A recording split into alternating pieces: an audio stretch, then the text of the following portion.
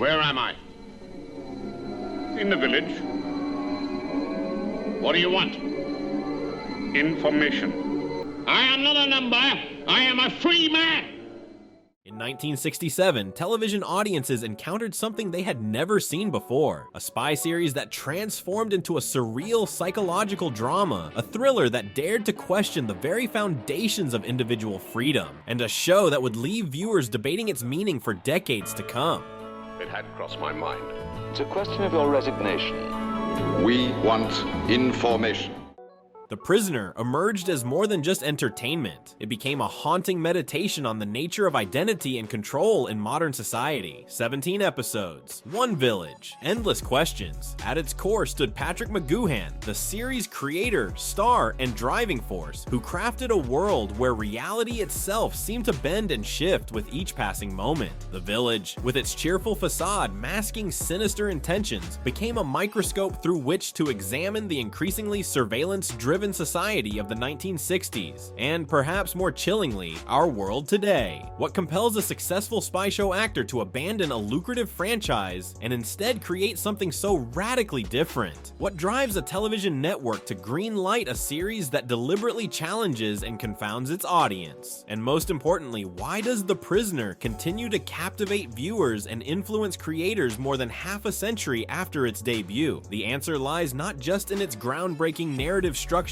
or its stunning visual design, but in its prescient understanding of the questions that would come to define our modern era. In a world of increasing surveillance and social control, how do we maintain our individual identity? When every aspect of our lives is monitored and quantified, what does it mean to be truly free? These questions, first posed by The Prisoner in 1967, have only grown more relevant with each passing year. As we navigate our own digital villages with their invisible boundaries and watchful eyes, the series' central message resonates with an urgency its creators could scarcely have imagined. This is the story of how a revolutionary television show became a prophecy, and why its warnings may be more important now than ever before. In the mid-1960s, when The Prisoner first aired, the world was caught in the icy grip of the Cold War. The Berlin Wall stood as a stark symbol of division, while the Cuban Missile Crisis remained a fresh memory in the collective consciousness. Britain, though no longer an imperial superpower, found itself at a crucial cultural crossroads. The decade had ushered in an era of profound social change. The British counterculture was in full swing, with young people questioning authority and traditional values. The Beatles had transformed from clean-cut pop stars to psychedelic pioneers, reflecting broader cultural shifts. Television itself was evolving, moving from simple entertainment to a medium capable of addressing complex social issues. In entertainment, the spy genre dominated popular culture. James Bond had become a global phenomenon, while shows like Danger Man, known as Secret Agent in the US, captured television audiences. Yet beneath this fascination with espionage lay deeper anxieties about surveillance, control, and individual freedom. The political landscape was equally turbulent. Harold Wilson's Labor government faced economic challenges, while international tensions simmered. The shadow of atomic warfare loomed large, and fears of brainwashing and mind control, fueled by Cold War propaganda, permeated public consciousness. British television was experiencing its own revolution. Color broadcasting had just begun on BBC Two, and producers were pushing creative boundaries. The medium was maturing, allowing for more experimental and challenging content. It was in this environment of technological advancement, social upheaval, and political uncertainty that The Prisoner emerged.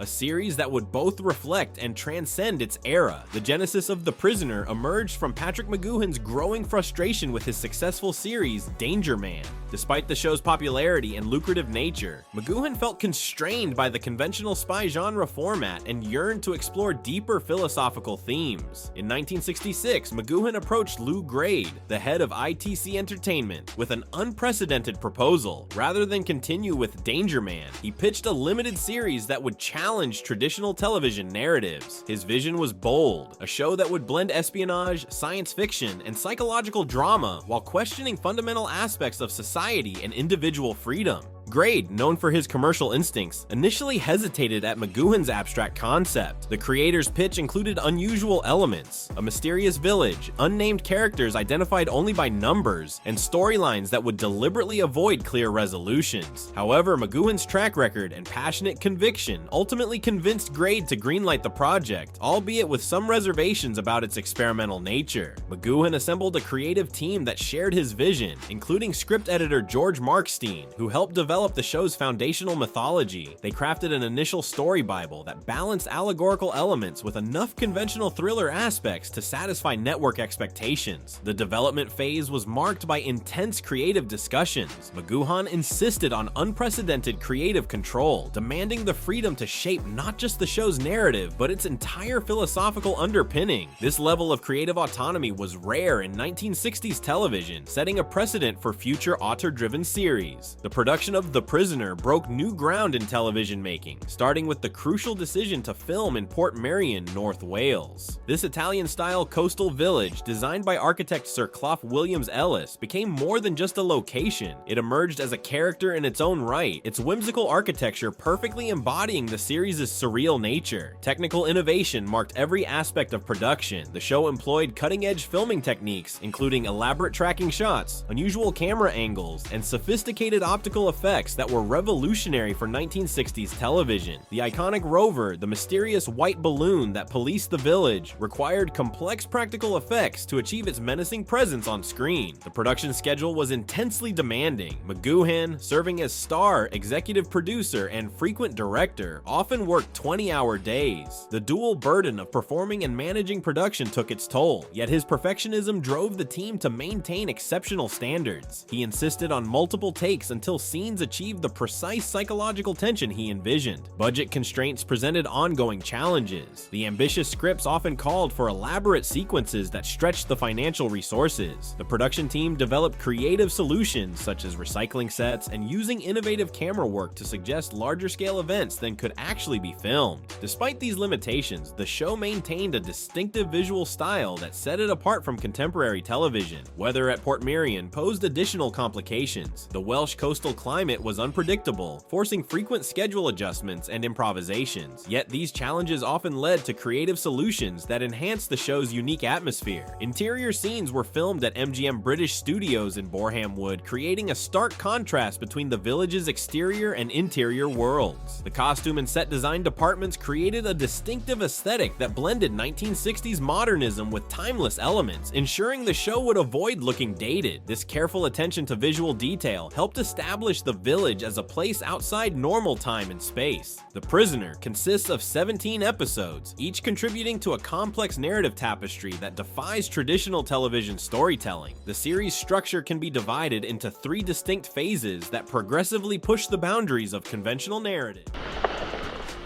I want him with a whole heart, body and soul.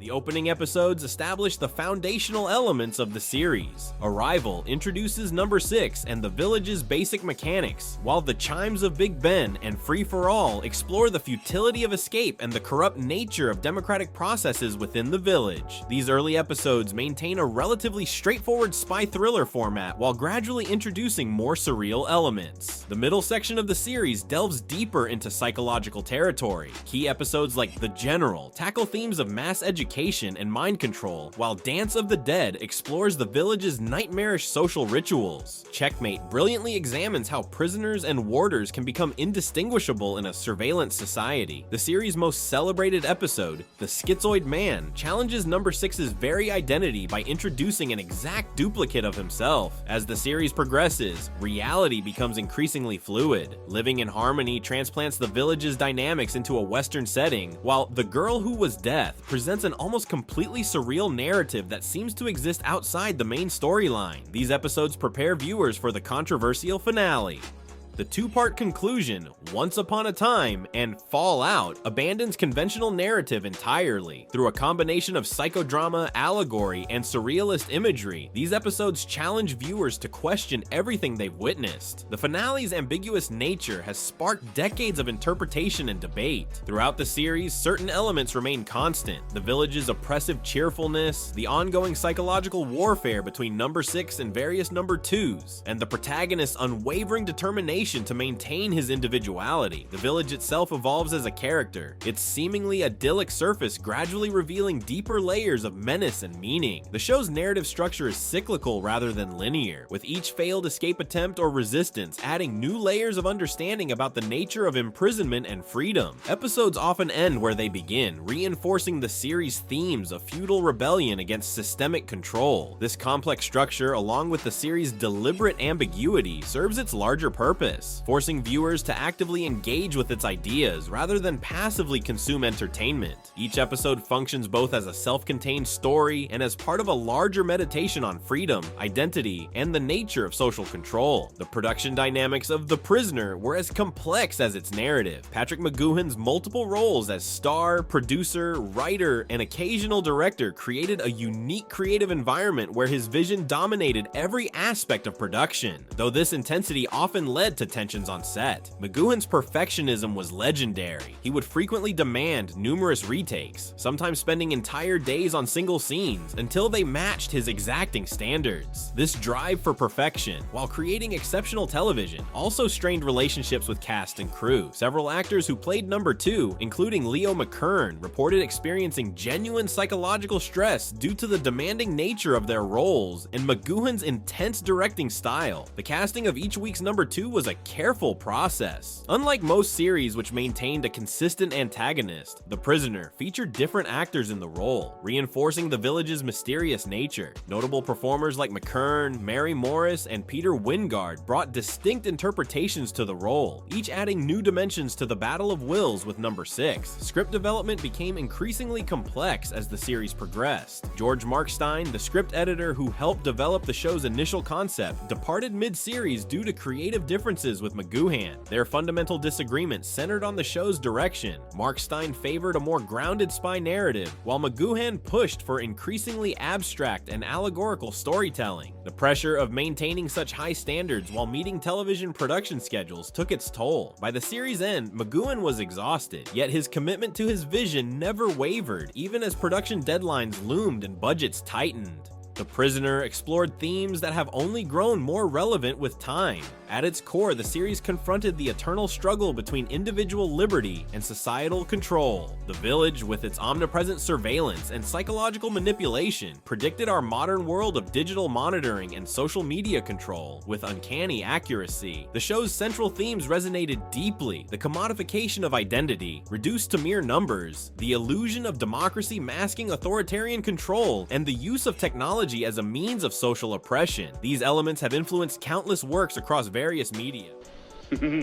Frightened of putting on weight? No, nor of being reduced. Oh, that's excellent. I am glad you're here. From television shows like Lost and Westworld to video games like BioShock and Half-Life 2, the series' impact on television cannot be overstated. It helped establish the limited series format and demonstrated that television could tackle complex philosophical and political themes while maintaining entertainment value. Its influence can be seen in any show that challenges narrative conventions or explores themes of paranoia and control. The legacy of The Prisoner extends beyond entertainment. Its warnings about surveillance society have become prophecy. Modern viewers find striking parallels between the village's methods and contemporary issues like data collection, social credit systems, and digital surveillance. The show's questions about individual identity in an increasingly connected world feel more pertinent than ever. Despite several remake attempts, including AMC's 2009 miniseries, nothing has matched the original's impact. The show's popularity has endured through fan communities, academic studies, and constant rediscovery by new generations. Its influence reaches into modern prestige television, where shows regularly blend genres and challenge viewer expectations. Perhaps most significantly, The Prisoner demonstrated that television could be both intellectually challenging and commercially viable. Its success paved the way for future series that dared to challenge their audiences, proving that viewers would embrace complexity and ambiguity in their entertainment. In an age where our phones track our movements, our data is commodified, and our lives are increasingly lived in digital villages, The Prisoner feels less like science fiction and more like prophecy. Number 6's struggle against the village mirrors our own challenges in maintaining individuality and privacy in an interconnected world. If you've enjoyed this exploration of television's most enigmatic series, please subscribe to our channel for more deep dives into groundbreaking television that shaped our culture. Click the notification bell to stay updated on new releases, and leave a comment below sharing your thoughts on The Prisoner and its relevance today.